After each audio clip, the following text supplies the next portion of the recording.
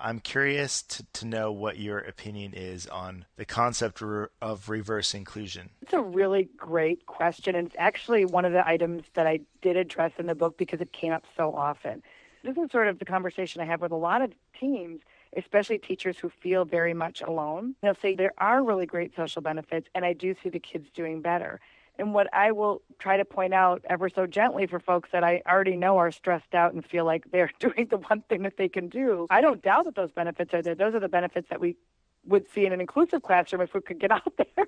From a person who would come in and consult with your school, or what would be my opinion in general, Tim, which is a different question, I would say, no, it's not a stepping stone because, quite frankly, it rarely ever gets you to the other end of that stone path. In other words, it's actually what I have seen is the opposite.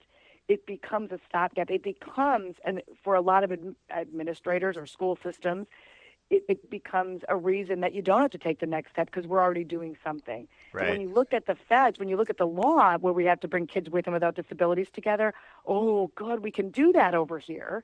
So the kids are accessing that time and space with each other, but we never have to change what we're doing. And that's my biggest problem from it, not from what a teacher's trying to do, but from a district or administration point of view, is it fails to have the system interrogate itself.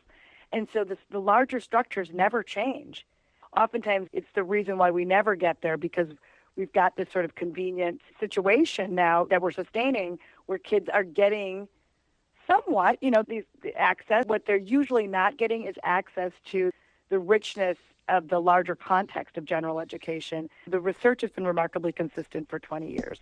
That the reason that we're asking these questions, which are just, I hate that we're even asking and answering these questions about what's this poor teacher all by him or herself supposed to do. We know the research says that we need leadership. Can you make it happen? I have no doubt if anybody can, you can.